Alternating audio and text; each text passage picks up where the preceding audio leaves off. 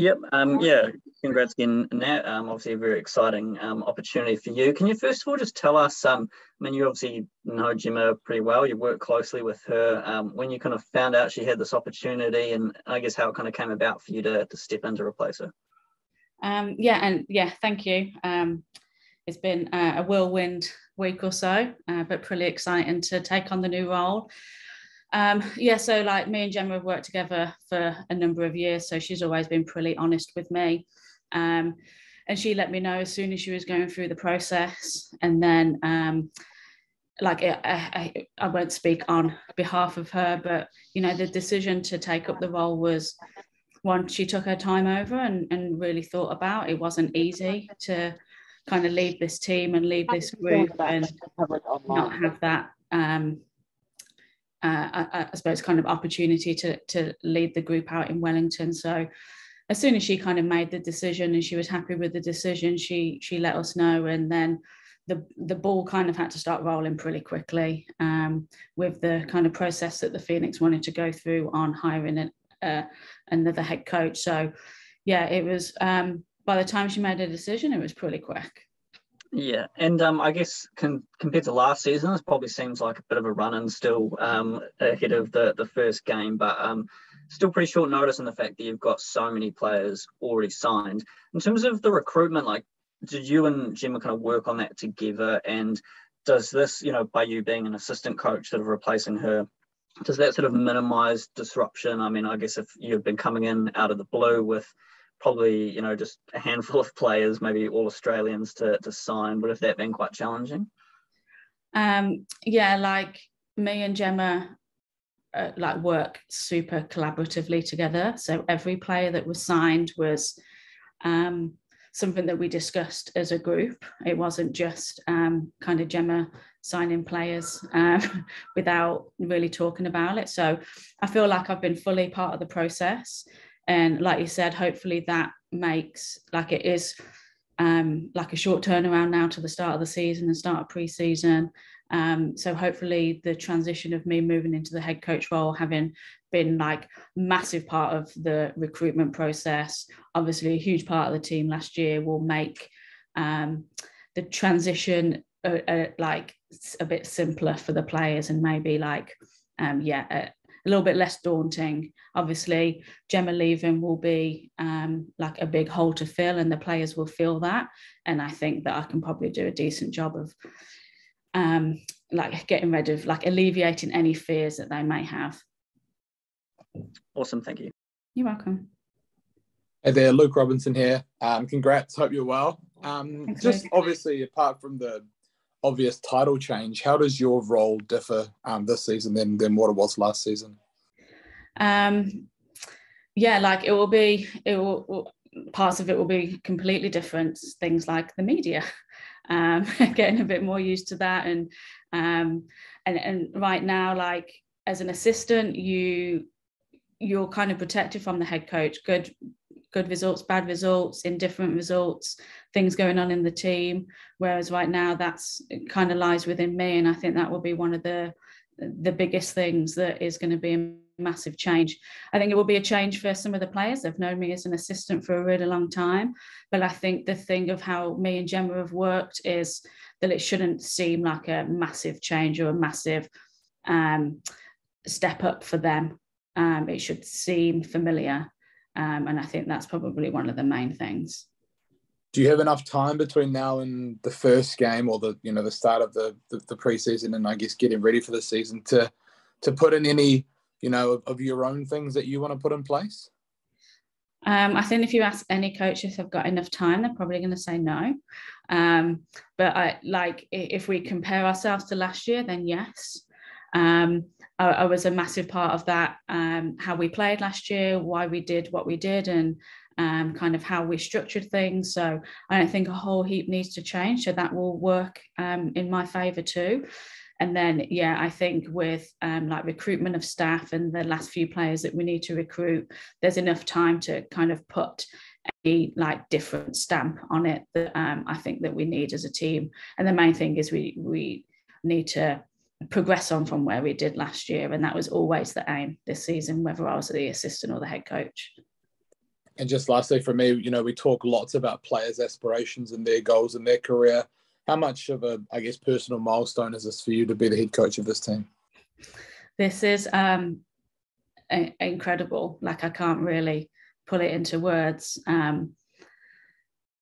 The fact that it's in Wellington and it's the Wellington Phoenix and it's that first game at Sky Stadium, it will be one of the proudest moments of my life. Absolutely. It's huge. Awesome. Thank you very much. You're welcome. Natalie, had you been actively contemplating a step up to any head coaching role prior to this opportunity being presented to you?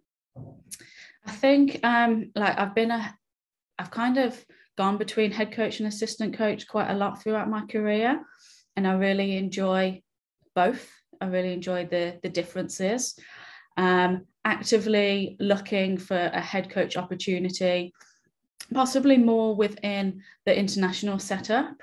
Obviously, Gemma being the head coach, I was always really happy being her assistant. We worked so well together. It was never like a hierarchical feeling amongst the staff.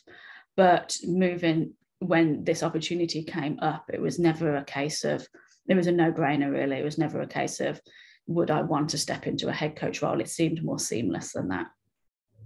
Do you have anybody in mind for your coaching team that you believe you can have that similar kind of relationship that you and Gemma had?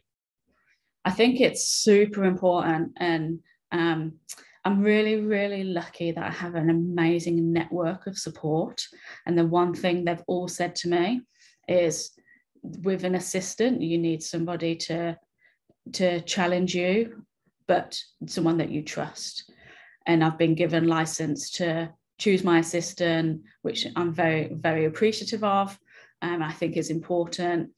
And it's something I need to take my time over slightly. I've started talking to a few people, but they need to be the right fit for me moving into a head coach for this first season, but also the players and kind of how we want to play in the whole structure of the club. So it's something I'm definitely not rushing into, and I think it's super important.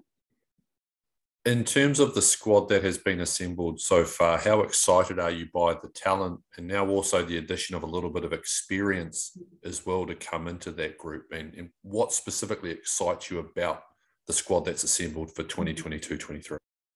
Yeah, I think we've done a decent job with our recruitment, getting some of the ferns in. So Betsy, for example, is really, really exciting. She is a workhorse in the midfield. She adds experience. She's also very relaxed and have a calming influence. So while she will carry an aura of experience and the players will look up to her, she'll take that responsibility on, but in a really Betsy, fun, safe way for the players. So I think that's really, really exciting. Adding Paige, bill of pace, again, just one of the loveliest people you'll ever meet. So we're not just getting experience, we're getting people that will fit into the team culture that we tried to create last year. And the most exciting thing is that the players that we've brought in from last year have now had this year of experience at the ALeague.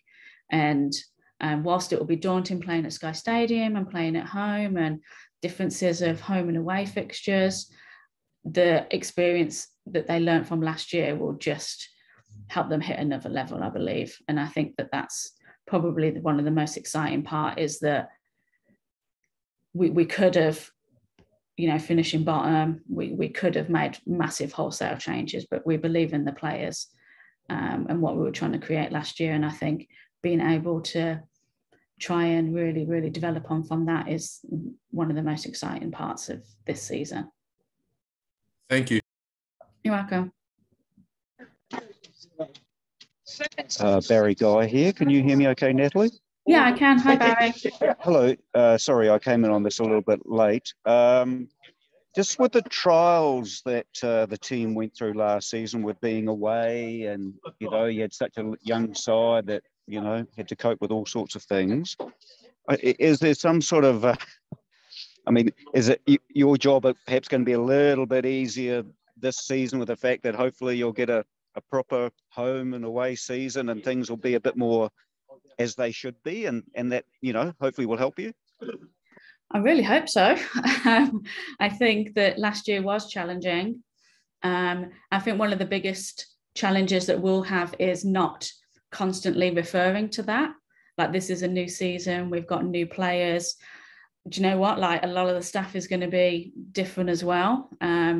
So whilst there's massive learnings from that will help make things easier, being home will be easier.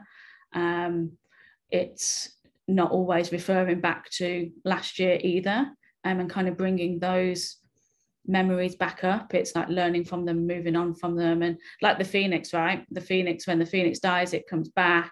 It's more powerful, more beautiful. It's different, and that should be us this season. That's what we want to bring.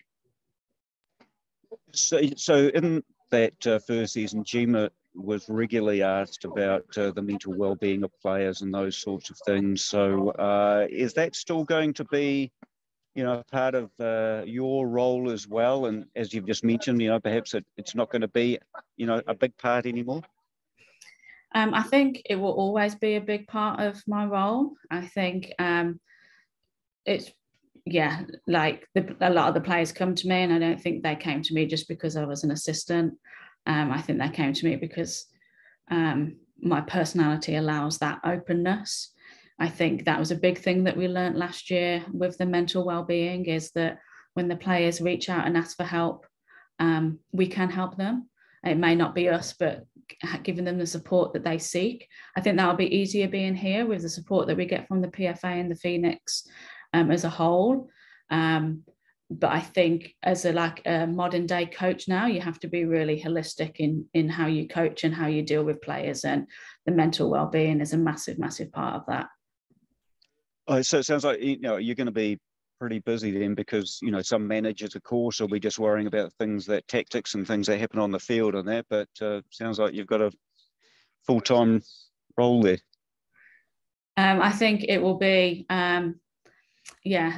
between me and the staff, making sure that we're kind of, everything's being ticked off, so on and off the field. And I think last year we managed to do that fairly well, and we'll learn when things got a little bit too tough. And I'm definitely not somebody that takes everything on my shoulders. I will definitely utilize the staff that we bring in to help. And we're really lucky. We have some really good support systems here that the players can seek that extra mental well-being should they need it. And it's up to us to make sure that they get access to that, so we're not doing 4 full-time roles. Thank you. All the best. Thank you. Natalie, I think it's 13 players have been announced so far. How many are left to sign? Like, are there still some that kind of have been signed but just kind of haven't been announced yet?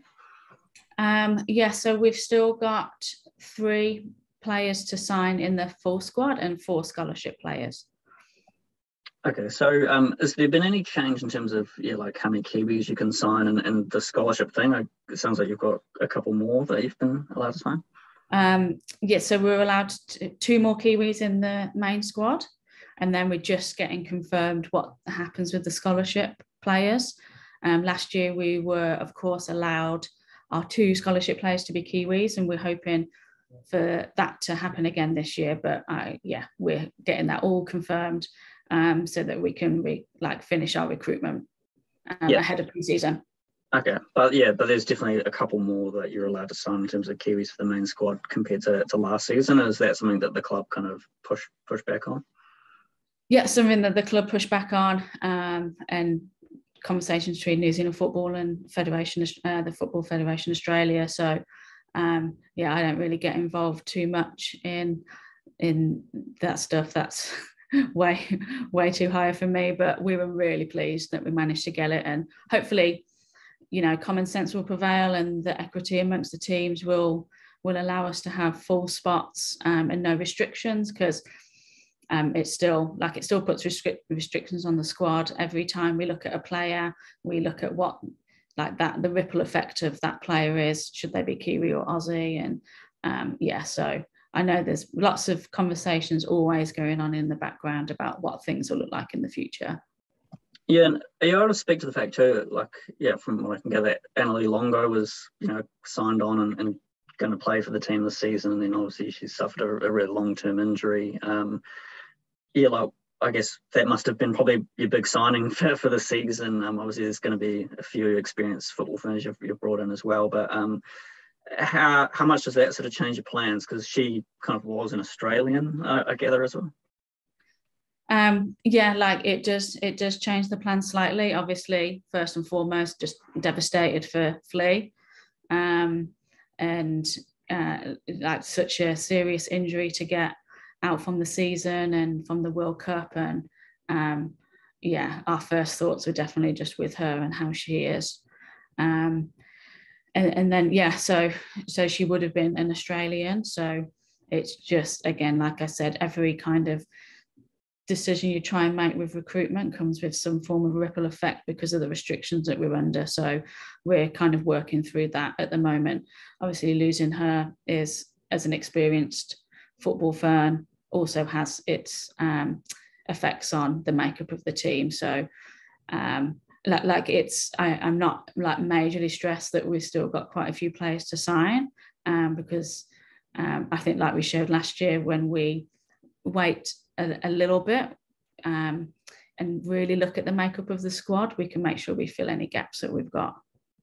Yeah, because with her, and I guess her role with New Zealand football, she obviously works with them developing women's football and things like that. I don't know, like, what conversations you've had with her, but are you wanting to still utilise her in some sort of off-field role and see if she can kind of help out the team in any sort of way? I think, like, when it comes to Flea, so I've actually only seen her once. I saw her yesterday just before the Kate Shepherd Cup final. But I'm sure we'll have like many conversations. I just wanted to kind of let her process kind of what's happening with her role at New Zealand football. Absolutely. With her role as a domestic fern, and how she's kind of I look at what she's done and the decisions she's made to stay here, and how that has made the players here really connect with her as a fern, would have been huge in the team. And I think she's also a really good coach. She has great knowledge. She's great around the group. She's a great speaker. I think as much as we can utilise her with her role, obviously heading into a World Cup, her role is going to be crazy too. So definitely, we'd be stupid not to. Cool, thanks. So is she an option as an assistant coach? Is that what you're saying there? I don't know whether an option as an assistant. I think she probably needs to get through her surgery and get ready for whether she's going to try and make it back for a World Cup, and also a role within a World Cup. But I think she has a part to play in the team if she wants it. Final question from me is, what sort of little flourishes are we going to see from the Phoenix that are going to make us realise that this is a Nat Lawrence coach side as opposed to the continuation of Gemma's tenure? Good question. I'm a little bit crazy with attacking. I don't know whether you saw when I was the Team Wellington youth head coach, I won a game 9-6. I'm not saying I want to concede 6 goals, but I think the continuation will be working on that attacking part of our play a little bit more. And that's something we spoke about a lot when we were going through the recruitment process as well. Is I thought that we were an exciting team to watch last year, with how we pressed and how hard we worked. And now if we can add a bit more finesse in the attacking moment, we can hopefully get a few more goals. So you're not so much a defense wins championship if you can score 9 goals in a game sort of a girl. Yeah, 9 goals in a game. Yeah. I'm not promising that, but it has happened. That could have sounded like a setup. It wasn't a setup. But thank you very much. Appreciate that. Cheers. Thank you. Any final questions for Nat, guys? You're done. Thank you very much, Coach. Thank you. Thank you, Thanks, everyone. Coach. Appreciate it. Cheers. Cool, Heaps. thanks, Thank you. Natalie. No worries. See you all through the season.